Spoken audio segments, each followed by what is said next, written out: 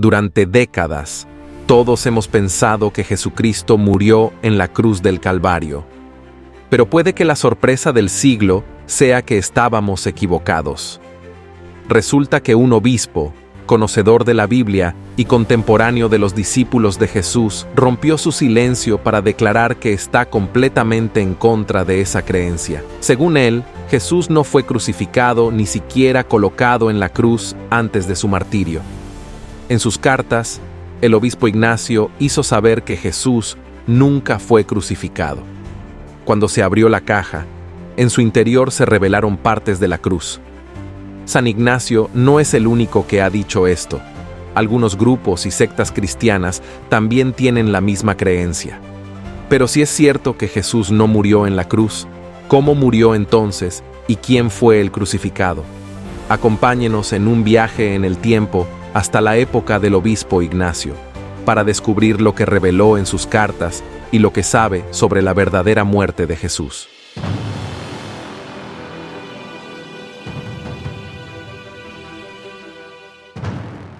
Obispo Ignacio de Antioquía.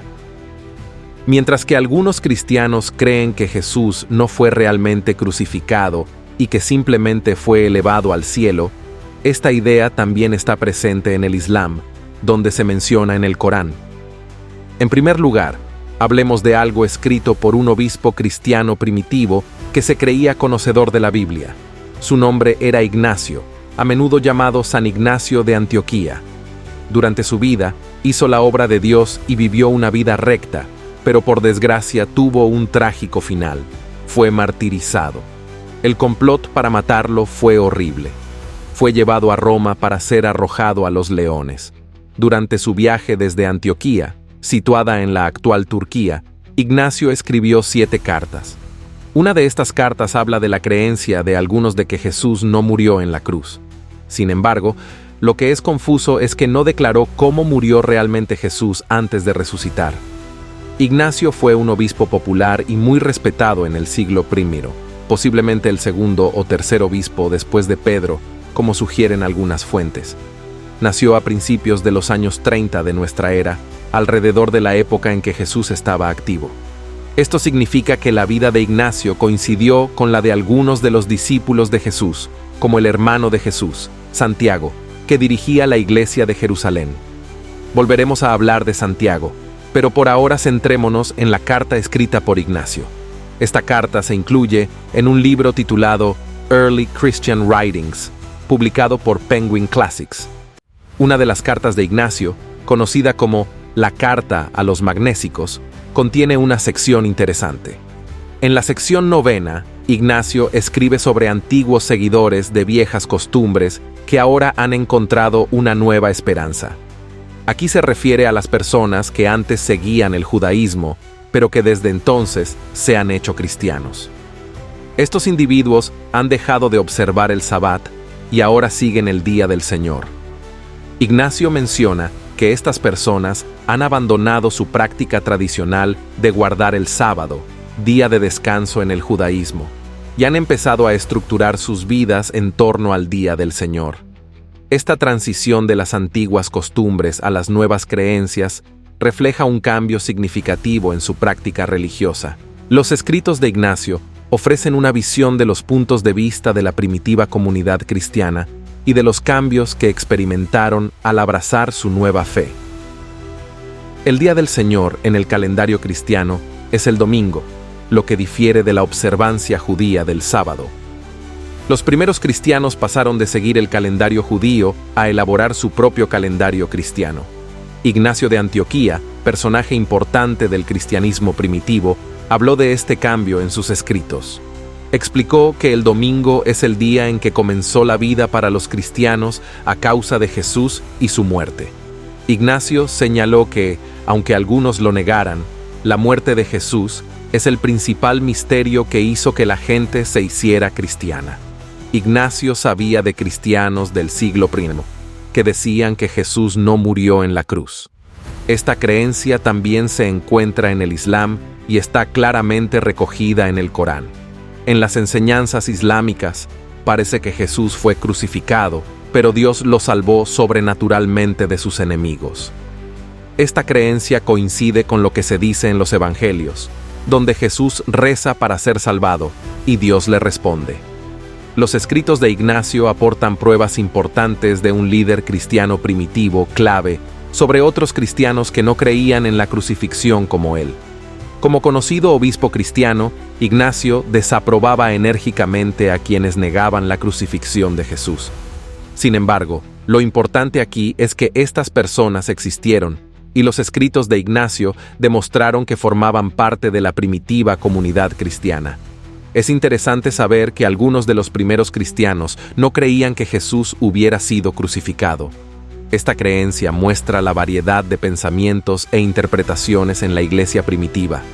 El relato del Corán, que dice que Jesús no fue crucificado, sino que fue salvado por Dios, es similar a lo que creían estos primeros disidentes cristianos. Esta diferencia de creencias es una de las mayores ironías de la historia del cristianismo. Ignacio de Antioquía, probablemente el segundo o tercer obispo después de Pedro, se recuerda aún hoy en las iglesias ortodoxas y católicas. En su carta a los magnésicos, especialmente en la sección 10, Ignacio hace una afirmación interesante. Dice que pretender seguir a Jesucristo sin dejar de seguir las costumbres judías es absurdo. Ignacio sostiene que la fe cristiana no busca orientación en el judaísmo. En su lugar, el judaísmo debería mirar al cristianismo. Dice que el cristianismo incluye ahora a personas de todas las razas y lenguas que creen en Dios. La declaración de Ignacio muestra los primeros esfuerzos cristianos por crear una identidad separada del judaísmo. Esta separación fue importante cuando la iglesia primitiva intentó definir sus creencias y prácticas. En el Evangelio de Mateo, Jesús habla de las leyes y costumbres judías. En Mateo 23, versículos del 1 al 4, Jesús critica a los escribas y fariseos, quienes son líderes judíos. Les dice a la multitud y a sus discípulos que los escribas y fariseos se sientan en la cátedra de Moisés, lo que significa que enseñan la ley con autoridad. Jesús insta a sus seguidores a hacer lo que enseñan los escribas y fariseos y a seguir sus enseñanzas, pero advierte que no hagan como ellos, porque no practican lo que predican. Jesús señala que estos dirigentes judíos imponen pesadas cargas a la gente, pero no la ayudan. Esto muestra a Jesús diciendo a sus discípulos que sigan la ley judía, que incluye los 613 mandamientos dados por Dios a Moisés en el monte Sinaí. Estos mandamientos se detallan en el libro del Éxodo y forman parte de la Torá, que es la instrucción divina, la enseñanza y la ley dada por Dios a Moisés. Jesús dijo a sus discípulos que escucharan a los que enseñan la ley, conocidos como escribas y fariseos, porque se sientan en la cátedra de Moisés. Dijo que siguieran lo que enseñan, pero no hagan como ellos, porque son hipócritas. En el mismo capítulo, versículo 23, Jesús critica a los fariseos y escribas llamándolos hipócritas. Dice que pagan el diezmo de cosas pequeñas como la menta, el eneldo y el comino, pero descuidan las partes más importantes de la ley como la justicia, la misericordia y la fe. Jesús hizo hincapié en que, si bien deben practicar estas partes importantes, no deben descuidar las demás partes de la ley. Esto significa que la ley debe cumplirse íntegramente. Luego, en el famoso Sermón de la Montaña, que se encuentra en Mateo 5, versículo 17, Jesús dice a sus discípulos que no piensen que ha venido a abolir la ley. Insiste en que no desaparecerá ni una sola parte de la ley hasta que pasen el cielo y la tierra. Por lo tanto, la ley debe seguir cumpliéndose, pero Jesús pone un énfasis renovado en aspectos como la misericordia, el amor y la fe, como amar al prójimo. Sin embargo, la ley en sí no queda abolida. Aquí es donde la cosa se pone interesante, la ironía de que los cristianos sigan al judaísmo. Ignacio de Antioquía dijo que es absurdo seguir las costumbres judías mientras se profesa a Jesucristo. Según él, la fe cristiana no mira al judaísmo. En su lugar, el judaísmo debería mirar al cristianismo, pero Jesús mismo abogó por la práctica de la Torá. El punto clave aquí es que Jesús dijo a sus seguidores que respetaran y siguieran la ley judía. Criticó a los líderes judíos por ser hipócritas y por centrarse en aspectos menores de la ley, descuidando otros más importantes como la justicia y la misericordia. Jesús dejó claro que debían cumplirse todas las partes de la ley y que ni una sola de sus partes pasaría hasta que todo se cumpliera. Esto significa que la ley sigue siendo válida y debe cumplirse, pero centrándose en la misericordia, el amor y la fe. La ironía aquí es que Ignacio creía firmemente que los cristianos no debían seguir el judaísmo, mientras que Jesús respetaba y defendía la ley judía.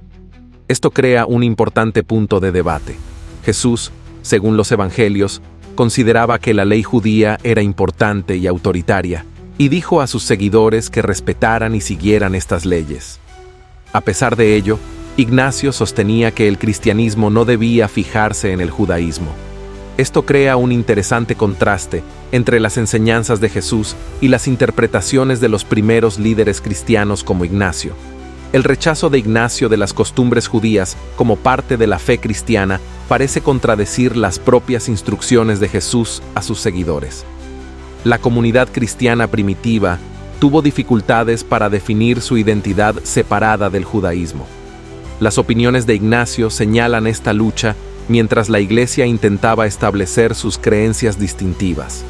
Sin embargo, las enseñanzas de Jesús, que seguía y respetaba la ley judía, muestran lo complicada que es esta separación.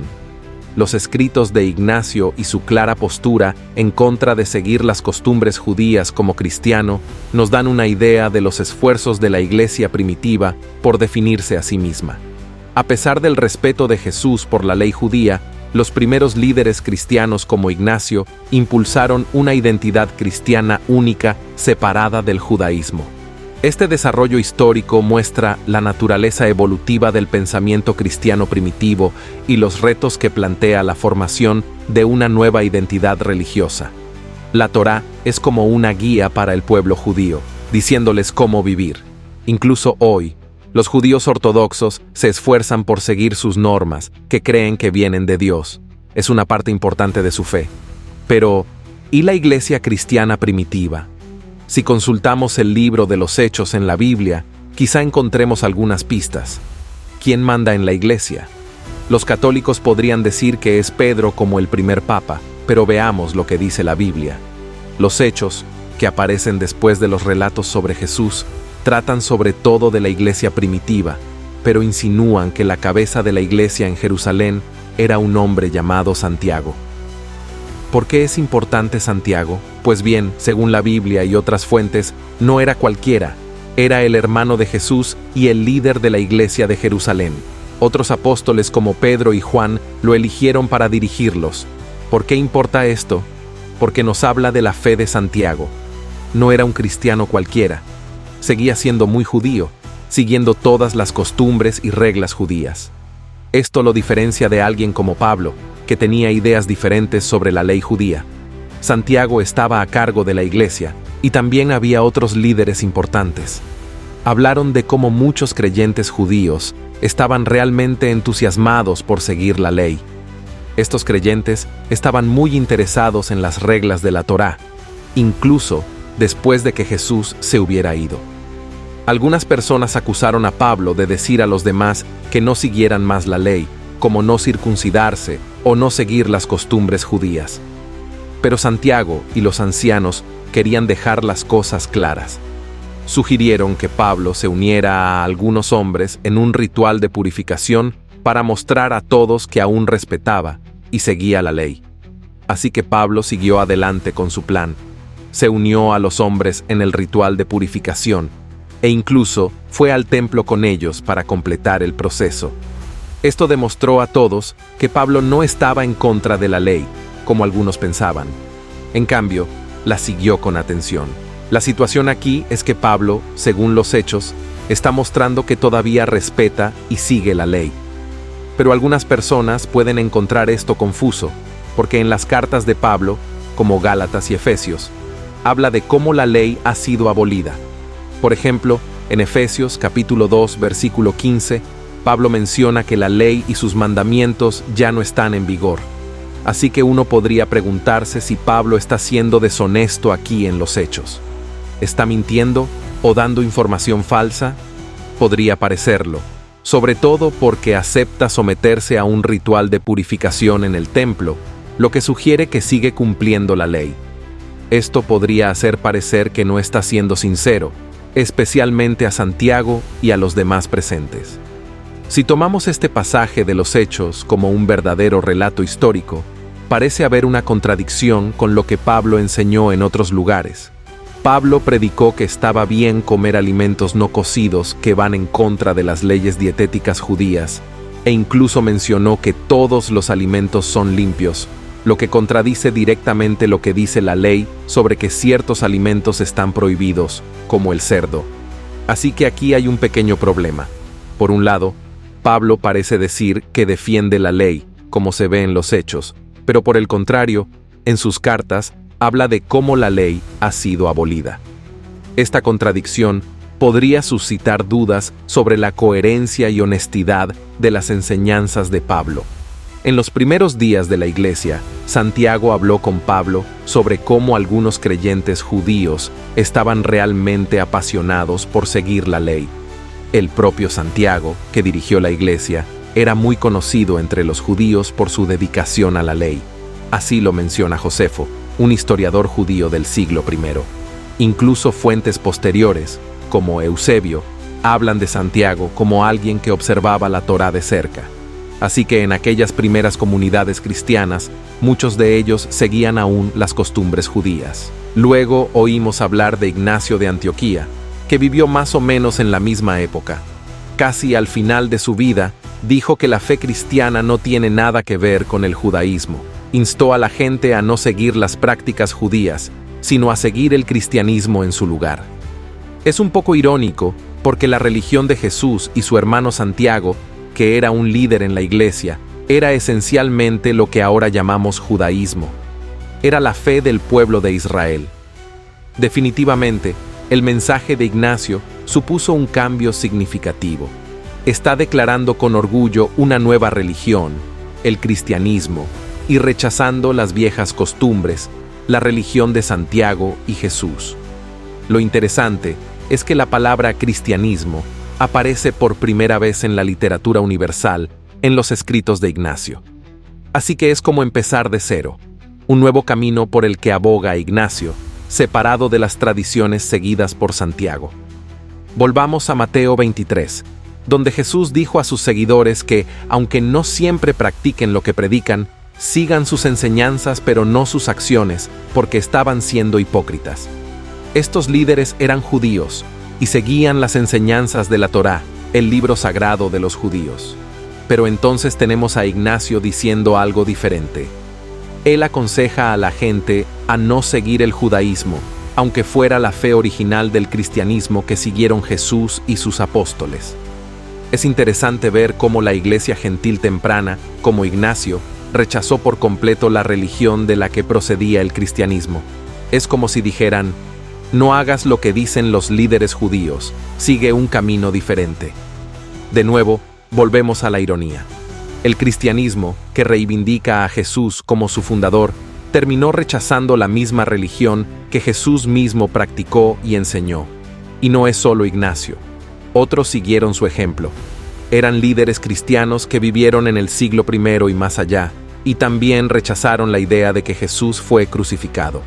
En cierto modo, todo es extraño, ¿no? Es como si los primeros cristianos fueran en contra de sus propias raíces, su propia fundación, lo que da lugar a una historia muy interesante. Más cristianos que no creen que Jesús fue crucificado. Aparte de San Ignacio de Antioquía, hubo otros grupos e individuos cristianos primitivos que tenían creencias diferentes sobre la crucifixión de Jesús. Algunos de estos grupos pertenecían a la tradición gnóstica, que era un movimiento diverso con varias sectas que sostenían opiniones diferentes sobre Jesús y sus enseñanzas. Uno de estos grupos fueron los basilidianos, una secta gnóstica fundada por Basilides en el siglo II. Ellos creían que durante la crucifixión fue Simón de Cirene quien realmente fue crucificado en lugar de Jesús, mientras que Jesús mismo permaneció ileso. Esta creencia cuestionaba la interpretación tradicional de la crucifixión de Jesús. Otro grupo gnóstico conocido como los carpocracianos, respecto a la crucifixión de Jesús, al igual que los basilidianos, sostenían la opinión de que otra persona, a menudo identificada como Simón de Cirene, fue crucificada en lugar de Jesús, mientras que el propio Jesús escapó ileso. Estas creencias formaban parte de la cosmovisión gnóstica más amplia, que a menudo hacía hincapié en el conocimiento esotérico y las interpretaciones místicas de las enseñanzas religiosas. Debes saber que el movimiento gnóstico no era uniforme en sus creencias y diferentes sectas dentro del gnosticismo tenían sus propias perspectivas únicas sobre Jesús y su crucifixión. Mientras que algunos grupos gnósticos, como los basilidianos y carpocracianos, tenían creencias que desafiaban las enseñanzas cristianas dominantes. Los ebionitas eran una secta judeocristiana que existió durante los primeros siglos del cristianismo. Tenían una perspectiva única sobre Jesús y su crucifixión que difería de las creencias cristianas dominantes. Según los ebionitas, Jesús no fue realmente crucificado en la cruz. En cambio, creyeron que Simón de Cirene, que ayudó a Jesús a llevar la cruz, fue crucificado por error en lugar de Jesús. En su opinión, Jesús salió ileso y ascendió al cielo sin sufrir la crucifixión. Esta creencia diferenciaba a los ebionitas del cristianismo ortodoxo, que sostiene que Jesús sí fue crucificado y murió en la cruz por los pecados de la humanidad. La interpretación ebionita de la crucifixión de Jesús refleja su origen judío y su rechazo de ciertos aspectos de la teología cristiana tradicional. Las creencias de los ebionitas, junto con las de otros grupos gnósticos, eran consideradas heréticas por la corriente principal del cristianismo. Los primeros padres de la Iglesia, como Ireneo, Justino Mártir y Tertuliano, rechazaron las enseñanzas de los ebionitas y otras sectas gnósticas, considerando que estas creencias se desviaban de la concepción ortodoxa del cristianismo y amenazaban la unidad y la estabilidad de la Iglesia. A pesar de que se les consideraba heréticos, los ebionitas y otros grupos gnósticos estuvieron muy implicados en la creación del pensamiento y la teología de los primeros cristianos. Sus creencias desafiaron la narrativa dominante del cristianismo ortodoxo y obligaron a los teólogos a enfrentarse a interpretaciones alternativas de la vida y las enseñanzas de Jesús. Estos ejemplos muestran a algunos de los primeros grupos e individuos cristianos que tenían creencias sobre la crucifixión de Jesús que diferían de la idea dominante. Estas creencias solían considerarse poco ortodoxas o no, en consonancia con las enseñanzas aceptadas por la comunidad cristiana de la época, pero ofrecen información útil sobre la diversidad de creencias que existía en el seno del cristianismo primitivo. Esto muestra que no había una única comprensión unificada de la crucifixión de Jesús. Estos puntos de vista alternativos sobre la crucifixión de Jesús desafían la creencia tradicional y demuestran que había mucha diversidad de pensamiento dentro del movimiento cristiano primitivo. Mientras que las comunidades cristianas ortodoxas pueden haber visto estas creencias como heréticas o incorrectas, no obstante aportan importantes perspectivas históricas y teológicas sobre la vida y las enseñanzas de Jesús. Al explorar estas diferentes creencias sobre la crucifixión de Jesús, comprenderemos mejor la complejidad del pensamiento cristiano primitivo y las diversas interpretaciones de la vida y las enseñanzas de Jesús que existían en las distintas comunidades del cristianismo primitivo. Esta diversidad de creencias es un aspecto importante del movimiento cristiano primitivo y muestra la dinámica de las creencias religiosas y su interpretación en el mundo antiguo. Como se mencionó mucho antes en el video, la idea de que Jesús no fue crucificado también se menciona en el Corán. Esta creencia no es algo nuevo, se remonta a la época de los primeros cristianos en el siglo I. Al Corán no se le ocurren ideas al azar que surgieron después. Es apoyar una creencia que existía mucho antes. Ahora, si creemos en el testimonio del Corán, depende de nuestras propias creencias sobre él y su autoridad. La mención en el Corán de que Jesús no fue crucificado es bien conocida en la historia religiosa. Y lo que es aún más fascinante es que hay pruebas del siglo I de los primeros cristianos que apoyan esta idea. Es como un testimonio muy temprano de una iglesia que creía en la Trinidad. Sin embargo, no creían que Jesús fue crucificado en la cruz. Esta creencia coincide con lo que dice el Corán. Tenemos este antiguo texto, el Corán, afirmando algo que los primeros cristianos creían, aunque vaya en contra de lo que muchos piensan. Pero al final, solo Dios conoce la verdad absoluta y depende de cada persona decidir en qué creer. Así que tanto si aceptamos el testimonio del Corán como si no, sin duda es algo sobre lo que merece la pena reflexionar. ¿Cuál es su opinión sobre la creencia del obispo Ignacio? Nos encantaría saberlo en los comentarios. Si te ha gustado ver este video, no olvides dejar un like, compartirlo con tu familia y amigos, y suscribirte a nuestro canal para no perderte nuestras próximas actualizaciones.